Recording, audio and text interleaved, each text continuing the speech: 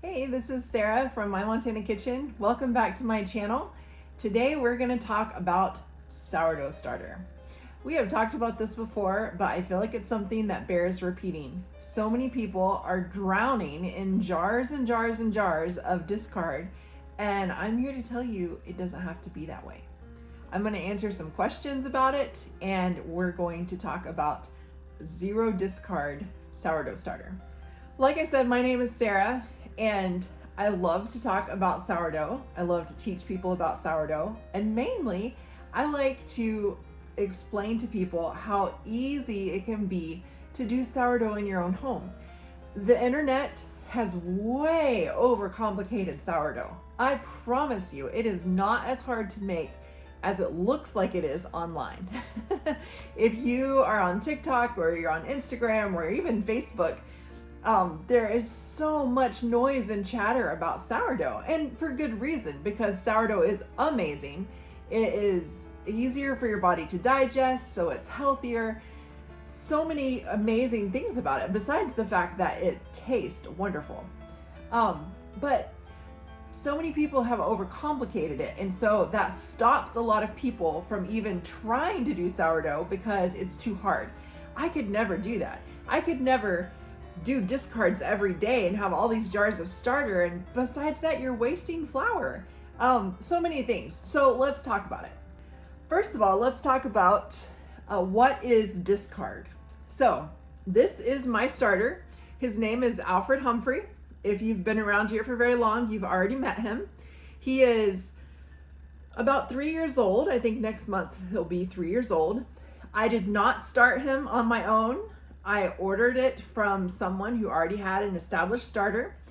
And by the way, one of the questions I get asked most often is, how do you start your own starter?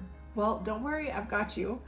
Coming soon, I have a video about how to make your own starter. So we're gonna talk all about that. In the meantime, you can just Google how to do it. And once that video goes live, I'll be sure to link it here so you can come back and watch it. But this is Alfred Humphrey, and he just lives in my refrigerator. Now, most traditional sourdough recipes will tell you your starter should just live on your countertop, and you need to feed it every day or every other day minimum to maintain an active, healthy starter.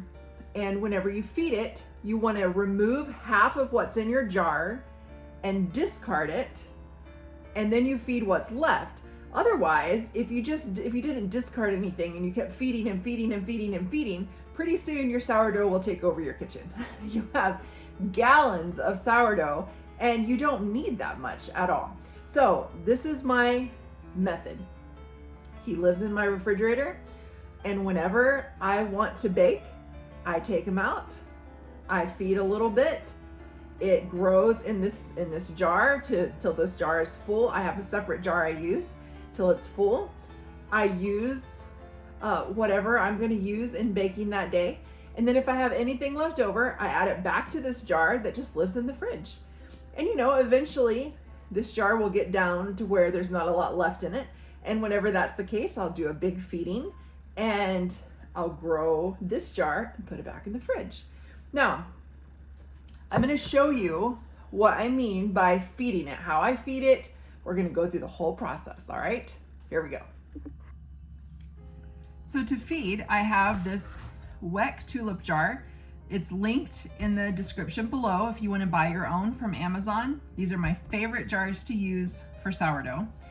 So I have set my jar here. I'm going to turn my scale on.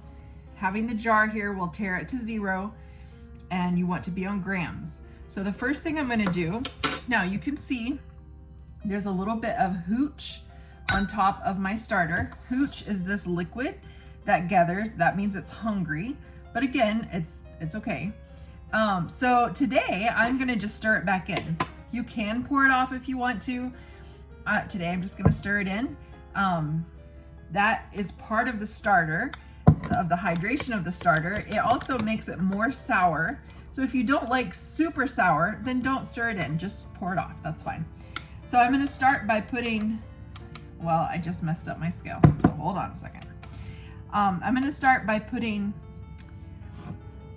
100 grams of starter into my jar.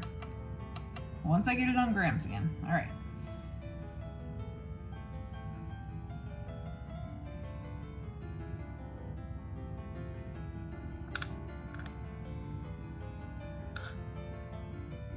All right, that's a little over, but it's all right. Then I'm gonna add 200 grams of unbleached all-purpose flour. Some people like to use bread flour, and that's fine, that works great, but I don't. I've only used bread flour maybe once or twice. I don't really use bread flour. All right, 200 grams of flour. You just wanna make sure your flour is unbleached. And then I'm gonna take filtered water and add 200 grams of filtered water.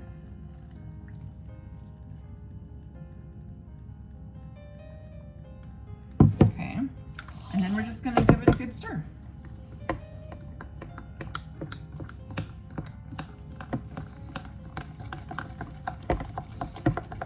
And really the consistency that you want it to be is like a thick pancake batter, which this kind of fits that bill, okay? It's like a thick pancake batter. And then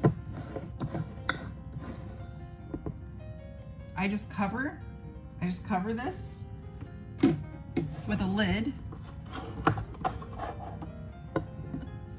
and I just leave it out on my counter all night.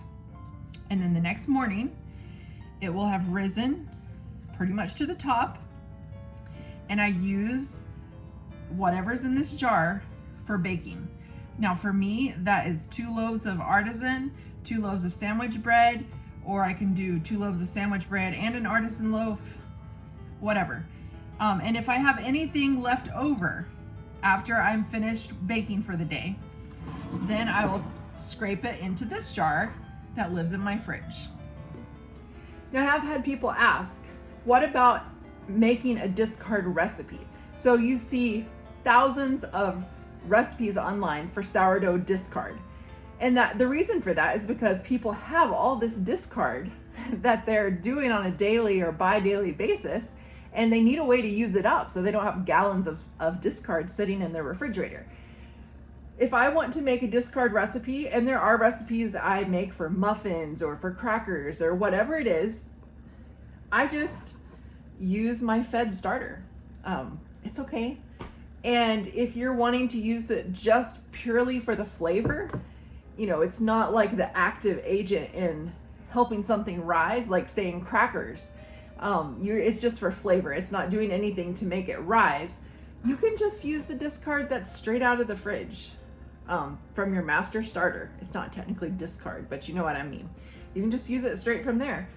But if I know I want to make muffins or something of that nature, pancakes, I just use some of this that I fed. Now this is what I just fed, but remember it will be up to here by the time it's risen. And I just use this. So again, you don't have to have discard in order to even make a discard recipe. Here's my theory with sourdough, and we have talked about this before, but I just want to reiterate it. And maybe you haven't seen any of my other videos, so you don't know this yet. But I always tell people, you know, because people are worried, well, what if my starter dies? What if I kill it? What if I don't feed it? It's going to die. No, it's not. I once let my starter go for, I haven't looked at the video now for a while, but I want to say it was about a year. I had a jar of starter that had got pushed to the back of the fridge and just sat there. Now I had other starter I was using, so I was still baking, but this starter had a layer of dark hooch on it that was probably this thick, and it was nasty looking. But I was able to bake beautiful bread with that starter in 48 hours, and I have a video all about it, so you can check out that video here. But people are worried that your starter is going to die. But here's what I tell people.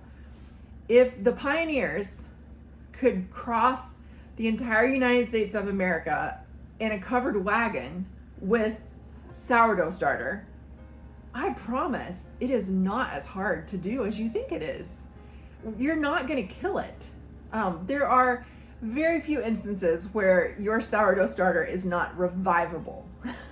So if they can do it, in fact, I have read that the miners during the gold rush days, the miners would carry sourdough starter in their packs. That's one thing they just always took with them to make like flatbreads and pancakes and things like that. They had sourdough starter. So I promise this current age has way overcomplicated it to say you have to jump through all these hoops before you can make good sourdough bread. That is not true. So you can let go of all that guilt and shame and fear and worry and stress and just make sourdough. Jump into it, get started. If you have questions, ask. Watch all my other videos. If you have questions, ask them here in this video. That's fine. I'm here to help you. It does not have to be complicated. I have an easy recipe for beginners on my blog, and I also have a video about it. So again, that is linked here. And in that video, I show you every single step to take to make beautiful artisan sourdough bread. Now here's the thing. Could I jump through all the hoops and make it even better? Yes, I could. But is what I'm doing now good enough? Yes, it is. It still is pretty. It tastes amazing. My family loves it. And that's really all that matters to me. I'm not doing it for some Instagram worthy, gorgeous photo. Although I have bread that turns out gorgeous and using this method, so it's fine. I just know that people get paralysis whenever they see all the things they have to do sourdough. And so it stops them from actually jumping in and doing it because they're overwhelmed and afraid. So if that's you, you have come to the right place, because we don't do that here. We're not overwhelmed or stressed about sourdough. We're making it easy and uncomplicated. The internet's overcomplicated it. I'm here to uncomplicate it. So I bake about once a week. So Alfred lives in my fridge. Once a week, I take him out, I feed him just like I showed you here, and then he just goes right back in the fridge. It is so simple, so easy. So if you've been discarding and you're wondering what I should do with all this, or you're overwhelmed with it because it's taking over your kitchen and taking over your time, then try the no discard method and just see how it works for you. Now, I will say sometimes I notice that my starter seems to get a little sluggish. So it starts to get maybe a little watery looking, or I notice that my bread isn't rising quite as much. So when that happens, I do what I call a hard refresh on my starter. And what that means is I take a small amount, like maybe even just, I don't know, let's just say 25 grams of sourdough starter. So I just take out a little tiny bit and I put it in one of these weck jars. And then I feed it like a 1-5-5 ratio. So that means it's 1 part starter, 5 parts flour. I normally do a 1-2-2. A 1-5-5 is 1 part starter, 5 flour, 5 water. So if it's 25 grams of sourdough, I would then do 125 grams of flour and 125 grams of filtered water. That is going to take longer for it to rise. And then after it rises, I will do that again. I will feed it a second time, take out 25 grams. I will do that a second time. So in that instance, do I have discard? Yes, but it's for a purpose because I'm doing a hard refresh of my starter. And when I do that, I find my starter, it springs right back to where it was. It gets strong again. And I only have to do that every, I don't know, 5 or 6 months maybe. It takes quite a while for it to get run down. But I'm just throwing that out there as that is a possibility. Sometimes that may happen. And here's what to do to fix it whenever that happens. So if you notice even now that your starter seems to be a little sluggish, it's not rising like it should, it's not as active as it used to be, try that. Do a hard refresh on it. 1-5-5, 1 part starter, 5 parts unbleached flour, and 5 parts filtered water. I hope that answered your questions about sourdough starter, and you can see how easy it is to do it in your own kitchen. Don't let the internet scare you. Sourdough is not scary, I promise. It is so easy. It's a learning curve, yes, but once you figure it out, it will change your life. Sourdough's changed my life. That's true. And my family is so spoiled and they don't even realize it. My son's getting ready to go off to college next year, and he's starting to recognize, he's not going to have sourdough all the time like he does now. He would prefer to never eat store-bought bread again in his life. But that's probably going to change when he goes to college. So it's okay. But if you have questions about starter, then ask them in the comments below. I'm here to help you, and let's do this together. I have more recipes coming, and like I said, I have a starter recipe coming soon along with a video on how to create your own starter. And so be watching for that. If you've not subscribed yet, I would love for you to hit that subscribe button and the bell notification. That lets you know whenever I've published a new video, so you can be the first to watch it. I'll talk to you later.